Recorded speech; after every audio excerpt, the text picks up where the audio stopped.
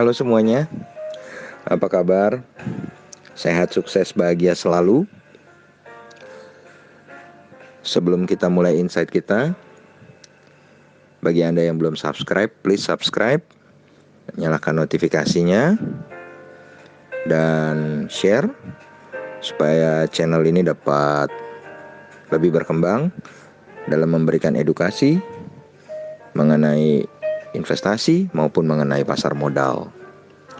Oke, kita mulai saja insight kita kali ini. Hari ini kayaknya kita judulnya takut salah. Dari kecil kita selalu diajarkan untuk mengambil sebuah pilihan yang benar. Di sekolah, setiap yang kita lakukan itu benar, kita diganjar hadiah. Setiap kesalahan, kita dihukum. Nah, ini terus-menerus dilatih gitu. Termasuk ketika mungkin kita bekerja ya. Yang berprestasi dikasih bonus, yang salah dipotong gaji misalnya. Dan kebiasaan ini bisa terbawa juga ketika kita berinvestasi. Biasanya ketika mulai belajar di suatu bidang yang baru, bukan cuma di investasi aja, kita akan banyak melakukan testing atau uji coba. Dalam testing, jelas kita akan melakukan banyak, bukan beberapa lagi, tapi banyak kesalahan. Nah, ada yang mungkin melakukan testing dengan simulasi atau dengan mencatat di kertas, atau mungkin dengan simulator saham ya. Repotnya ketika kita simulasi, baik itu pakai kertas maupun simulator saham, bukan uang beneran tuh yang digunain. Jadi dari sisi emosi nggak ada ikatan. Berbeda ketika kita investasi secara langsung, kita menggunakan uang yang kita dapatkan dari hasil jeripayah kita bekerja di tempat lain, bukan di pasar modal ya. Lalu ketika kita melihat saham yang kita beli turun dan uang kita berkurang atau menyusut di portofolio, kita akan merasa sedang dihukum pasar.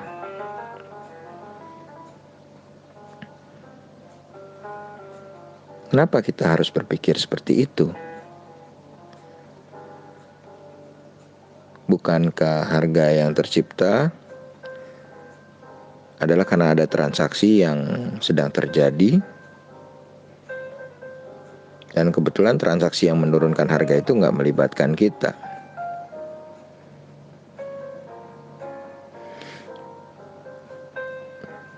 Kita bisa beli banyak hal dengan harga lebih mahal dibanding yang lain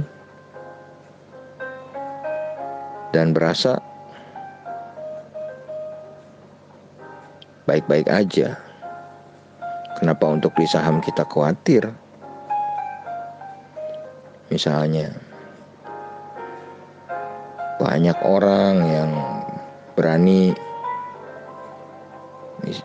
membeli tiket nonton sepak bola di calo dengan harga yang lebih mahal. Atau mungkin ada orang yang rela antri berjam-jam demi pembelian iPhone, demi sepatu Kompas. Padahal detik setelah ada di tangan kita sang iPhone atau sang sepatu Kompas, langsung jadi barang bekas kita. Tapi di saham kita selalu punya rasa bersalah gitu. Jika ada yang beli lebih murah dari kita ataupun yang jual lebih mahal dari kita. Ini kalau dipikir, apa ada metode atau aturan yang menyatakan bahwa kalau kita beli sahamnya, maka nggak boleh ada orang yang membeli saham lebih murah dari kita, atau kita adalah batas terendah orang boleh menjual. Sebaliknya juga, kalau kita jual saham, nggak boleh ada yang jual di atas harga beli kita gitu. Jadi seolah-olah kita yang menentukan harga transaksi. Sepertinya ya jelas nggak bisa lah. Jadi pasar saham adalah sebuah pasar yang bebas.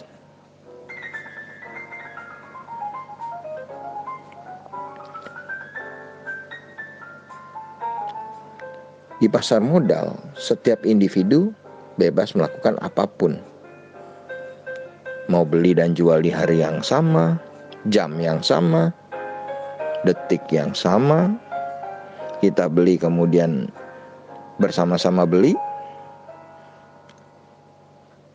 jualnya bisa selisih 1 minggu, 1 bulan, 1 tahun, atau nggak jual-jual. Semua ada di tangan kita sendiri. Dengan menyadari bahwa kita nggak bisa mengendalikan pergerakan harga saham,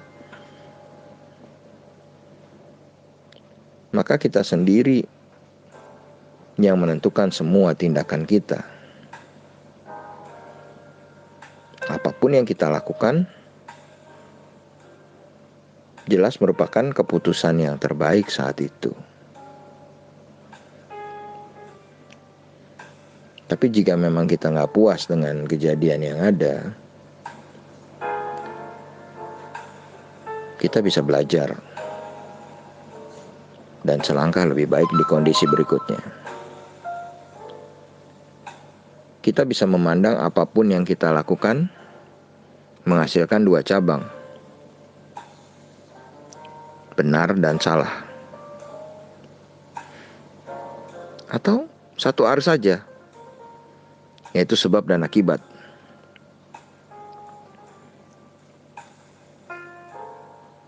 Apapun hasilnya, selalu merupakan hasil dari yang kita lakukan pada kondisi-kondisi tertentu. Jika hasilnya menyenangkan bagi kita, tindakan ini bisa kita latih menjadi sebuah kebiasaan. Jika hasilnya nggak menyenangkan, kita bisa belajar nggak mengulangi. Pembelajaran seperti ini adalah belajar dari pengalaman sendiri. Dan kita menggunakan sumber daya yang lebih banyak supaya mendapat pengalaman untuk meningkatkan diri. Pengalaman yang kedua adalah belajar dari orang yang sudah lebih dulu. Bisa dari membaca buku, seminar, ataupun ikut komunitas yang baik.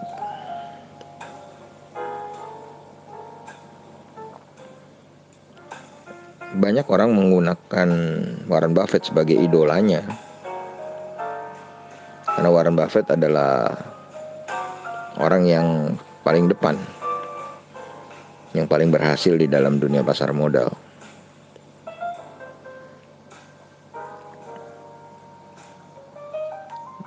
Tapi Anda harus tahu Warren Buffett sendiri banyak melakukan kesalahan. Warren Buffett juga banyak melakukan cut loss. Dengan tahu bahwa Warren Buffett sekalipun banyak melakukan kesalahan, maka apa salahnya kalau kita juga banyak melakukan ketidaksempurnaan dalam berinvestasi? Dengan banyak belajar, membaca, dan merasakan sendiri juga kesalahan-kesalahan yang dilakukan, kita mengusahakan agar kesalahan yang kemarin nggak mengulanginya lagi, atau kesalahan orang yang pernah ada dan kita baca, kita berusaha untuk tidak mengikuti kesalahannya. Jangan sampai kalau udah jelas-jelas ada lubang di depan, kita malah bilang,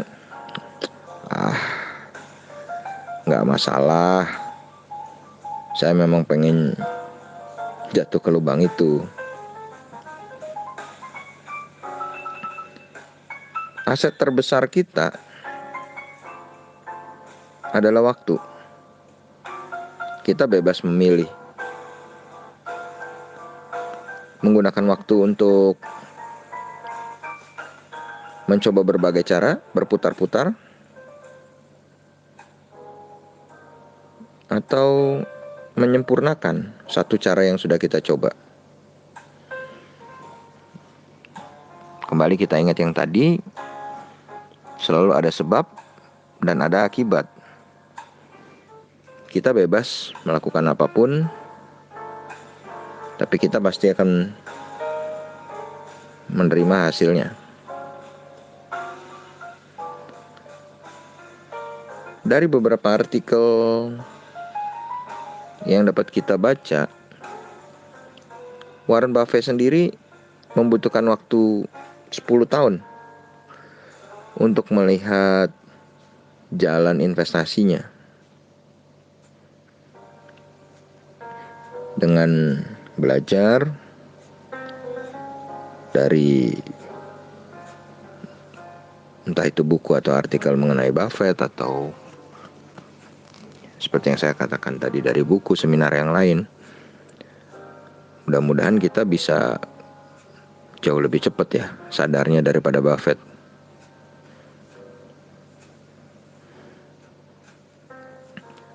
Jadi kita harus bisa lihat gambar besarnya dulu.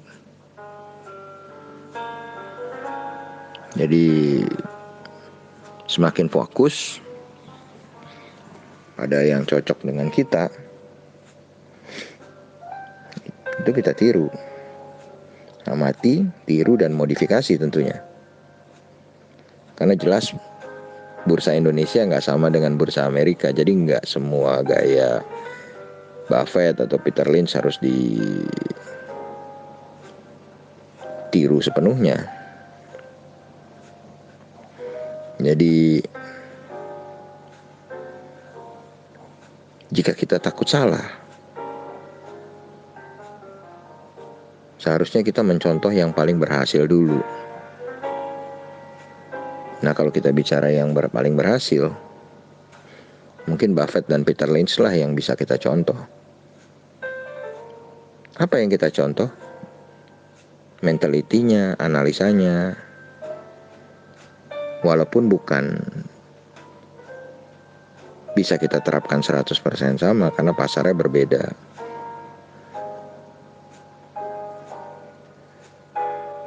Karena kita harus sadar bahwa ketika yang paling berhasil benar, maka benarnya pasti lebih banyak. Ketika salah, salahnya lebih dikit. Dengan cara demikian, orang-orang ini berhasil mengumpulkan kekayaan. Cara sederhananya lagi, aset kita akan berkembang jika pemasukan lebih besar dari pengeluaran. Artinya ketika bagian mendapat atau pemasukan, kita harus berusaha semaksimal mungkin, dan pada bagian pengeluaran kita harus berusaha seminimal mungkin. Nah, kesalahan investasi termasuk juga pengeluaran. Keberhasilan investasi termasuk juga pemasukan. Meminimalisir pengeluaran bukan berarti sama dengan berusaha menjadi pelit. Pelit tidak sama dengan meminimalisir pengeluaran.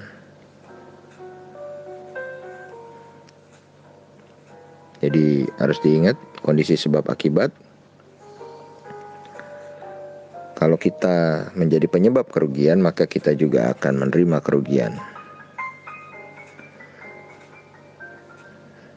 Jadi jika kita benar harus takut salah, kita harus takut pada sebab-sebab yang kita lakukan yang dapat menyebabkan keadaan menjadi salah. Untuk mendapat semaksimal mungkin dan pengeluaran seminimal mungkin di dalam investasi saham, maka kita harus membatasi kemungkinan rugi dan meningkatkan kemungkinan untung. Cara yang paling sederhana adalah membeli dengan harga yang sangat murah. Ingat ya, murah ini karena harganya sudah under value atau di bawah nilai. Bukan murah, tapi adalah saham-saham yang gak bermutu. Dan selain murah, kita harus selalu dekat atau mempelajari, mengintip perusahaan-perusahaan yang terbaik, yang diisi oleh manajemen yang terbaik, menjual produk-produk yang terbaik yang disukai juga oleh para investor. Kemungkinan untuk berhasil jelas lebih tinggi